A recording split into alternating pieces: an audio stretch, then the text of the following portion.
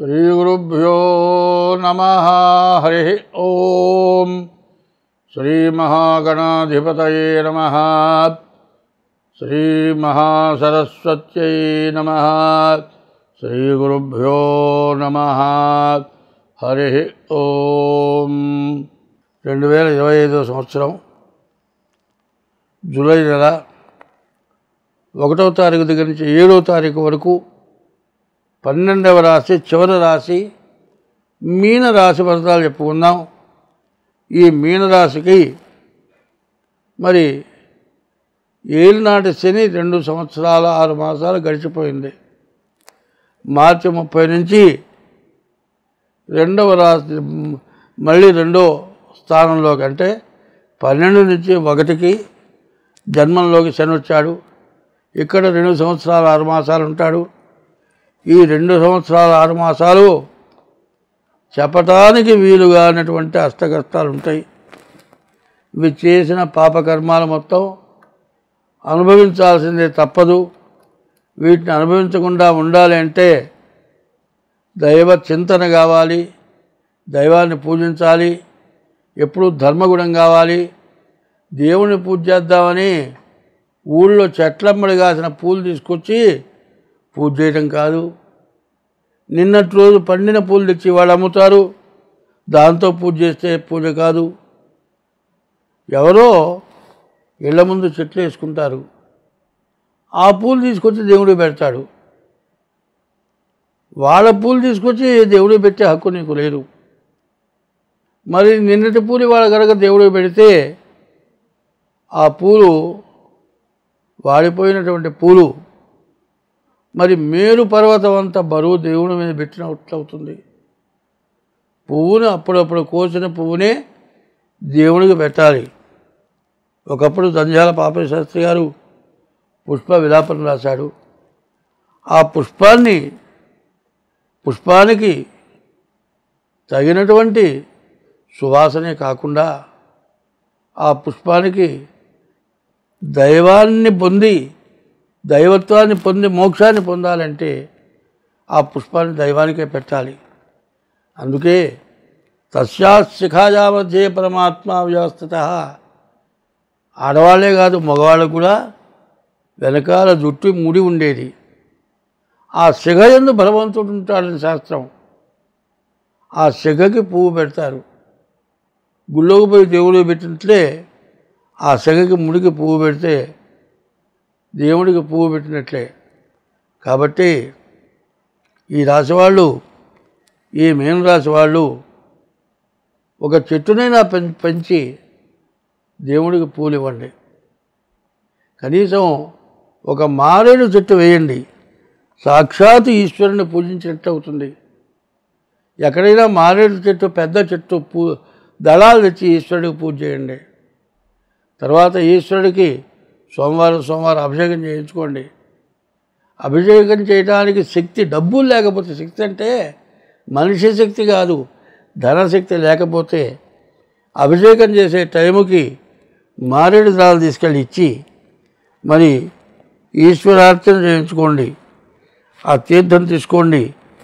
ఈశ్వరార్చన ఎవడైతే చేస్తాడో వాడు ఐశ్వర్యవంతుడు అవుతాడు.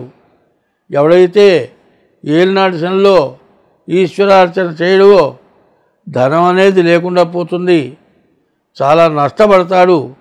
కాబట్టి ఈ మీనరాశి వాళ్ళు ఈశ్వరార్చన చాలా అవసరం. ఈశ్వరార్చన ఎందుకు చేయాలంటే కుంభంలో నుంచి మీనంలోకి శని వచ్చాడు. 5 సంవత్సరాలు, 2 సంవత్సరాలనే అయిపోయింది. ఇంకా 5 సంవత్సరాలు ఏలినాటి శని జరగబోతోంది. ఈ జరిగేది మధ్యలోది జన్మం మీనరాశిలో ఉన్న శని బాగా ఇబ్బంది పెడతాడు. కాబట్టి ఎంత మంచి ఉన్నా మీకు ఇబ్బంది కలుగుతుంది. కుజుడు, కేతువు, శుక్రుడు బాగున్నాడు, గురువు బాగాలేడు, శని బాగాలేడు.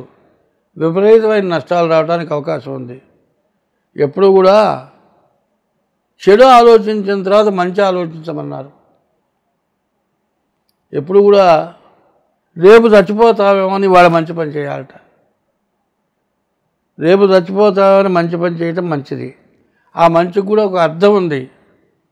ఒక ఆయన లాటరీ టికెట్ కట్టాడు, ఆయన రిక్షాలు అద్దెకిస్తాడు. సరే 10 కోట్లు లాటరీ వచ్చిందట, రిక్షాలు మొత్తం దానం చేశాడు. ఒక అంకె తేడా వచ్చింది, మొత్తం పోయింది. రిక్షాలు పోయినాయి, లాటరీ టికెట్ పోయింది. అట్టా విపరీతమైన దానం కాదు, అవసరాన్ని బట్టి దానం చేయండి, అవసరాన్ని బట్టి ప్రవర్తన చేయండి, బాగుంటుంది. వయసు పిల్లాడు వయసు పిల్లని పొందితే బాగుంటుంది, ముసలాడు వయసు పిల్లమ్మడి పెడితే ఎందుకు పనికిరాడు. కాబట్టి ఎవరికి ఏది అవసరమో అది చేయటం మంచిది. మంచి విషయాలు చెప్పుకుందాం. ఉపోద్ఘాతము అంటారు. ఉపోద్ఘాతము అంటే అర్థం ఏంటంటే, మనం చెప్పుకుండే దాంట్లో మనకు కావాల్సింది ఏమిటని చెప్పేదే ఉపోద్ఘాతం. ఉపోద్ఘాతంలో ఒక చిన్న మాట చెబుతాను. మేషం నుంచి మీనం వరకు ఈ వారం రాశి ఫలాలు చెప్పుకుంటున్నాం. ఈ వారం రాశి ఫలాల్లో ఏం జరుగుతుందనేది వారం కాదు, నెల కాదు, సంవత్సరం కాదు, 2025 నుంచి 28 వరకు కూడా జరగబోయేది అనేది కొద్దిగా సింపుల్గా చెప్పుకుందాం. సంవత్సరంలో ఇప్పుడు 5 సంవత్సరాలకు ఒకసారి ఎలక్షన్ జరిగితే ప్రధానమంత్రి, రాష్ట్రపతి, మంత్రులు ఎప్పటికప్పుడు మారుతూ ఉంటారు. అట్లాగే పంచాంగంలో కూడా నవనాయకులు ఉన్నారు. వాళ్ళు కూడా రాష్ట్రపతి, ప్రధానమంత్రిలాగా రాజు, మంత్రి, సేనాధిపతి, సైన్యాధిపతి, ధాన్యాధిపతి, అర్ఘ్యాధిపతి, ఇట్లా రణాధిపతి, ఇతర రకాలు ఉంటారు. ఇందులో 24వ సంవత్సరం నుంచి 28 వరకు అన్ని పాపగ్రహాలే. పాపగ్రహాల్లో కూడా క్రూర గ్రహాలు. అటువంటి పాపగ్రహాలు తయారవడం చేత ఆ పాపం అందరినీ పట్టుకొని పీడిస్తోంది. నీ జాతకం బాగుంది అని చెప్పినా కూడా ఎక్కడో ఏదో ఒకటి తగులుతుంది సమస్య. దాని నుంచి బయటపడాలి అంటే వైద్యం చేసేటప్పుడు ప్రతి మెడిసిన్కి కూడా యాంటీబయాటిక్ ఇస్తారు. ప్రతి మెడిసిన్కి యాంటీబయాటిక్ ఉంది. అట్లాగే ఎన్ని మందులు వాడినా మన శరీరంలో రోగ నిరోధక శక్తి అనేది ఉంటుంది. ఈ రోగ నిరోధక శక్తి ఒకసారి మందులు వాడకుండానే తగ్గిపోతుంది.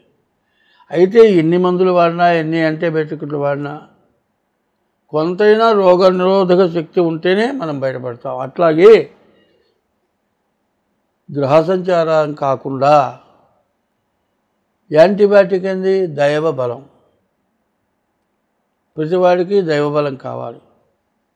ఈ దైవబలం ఎట్లా ఉంటుందో చెబుతాను. ఒక పెద్ద డాక్టర్ ఆపరేషన్ చేస్తే అంతా అయిపోయిన తర్వాత కాళ్ళు చేతులు కడుక్కొని వచ్చే సోఫాలో కూర్చొని 2 చేతులు నెత్తి మీద పెట్టుకొని కళ్ళు కొంచెంసేపు మూసుకొని కూర్చొని తర్వాత వేస్తాడు. అదే ఆపరేషన్ చేసేటప్పుడు కూడా తన ఇష్టమైన దేవుడికి దండం పెట్టుకొని వస్తాడు. మనం డాక్టర్ని మనం రక్షిస్తాడని మనం అనుకుంటాం. దేవుడు దయ వల్ల వీడు బాగుపడాలని ఆయన కోరుకుంటాడు. ఇట్లాగే నేను జ్యోతిష్యం చెప్పేవాడిని కూడా దేవుడు దయ వల్ల మీరు బాగుపడాలని కోరుకుంటున్నా. కాబట్టి ఒక్కొక్క గ్రహానికి ఒక్కొక్క దేవుడు ఉన్నాడు. ఒక్కొక్క రాశికి ఒక్కొక్క దేవుడు ఉన్నాడు. అట్లా ఒక్కొక్క మతానికి ఒక్కొక్క దేవుడు ఉన్నాడు. అయితే ఎంతమంది దేవుళ్ళైనా కూడా యాంటీబయాటిక్ లాగా దేవుడు ఒక్కడే. ఎవరి దేవుడిని వాళ్ళు పూజించడమే కాకుండా ధనం కావాలంటే లక్ష్మిని పూజించాలి, తపస్సు చేయాలంటే ఈశ్వరుని పూజించాలి. అట్లా ఈ గ్రహాలకు కూడా సంబంధించి కొన్ని పూజలు ఉన్నాయి. అవి చేసుకోక తప్పదు. చేసుకోకపోతే జాతకం చెప్పినంత మాత్రం చేత కాదు. ఎందుకంటే దైవీ బలే దుర్బలే అన్నారు. దైవబలం కావాలి. కాబట్టి ఈ దైవబలం సంపాదించుకుంటానికి జ్యోతిష్యంతో పాటు మెడిసిన్తో పాటు యాంటీబయాటిక్ ఎట్లా కలుపుతున్నాము, గ్రహదోషాలకు కూడా యాంటీబయాటిక్ లాగా దైవబలాన్ని కలిపి చేయటం జరుగుతుంది. మీకు ఏది సమస్య ఉన్నా ఉద్యోగం, విద్య, వ్యాపారం, పెళ్ళి, చదువు, సంతానం, కుటుంబ కలహాలు, ఏదో పట్టింది, ఎవడో చేశాడు, ఏదో ప్రయోగం చేశాడు, ఇటువంటి సమస్యలతో కుట్టుమిట్టాడుతున్న వాళ్ళు ఉన్నారు. అన్నిటికీ కూడా మా దగ్గర పరిష్కారం ఉంటుంది. నన్ను స్వస్తి.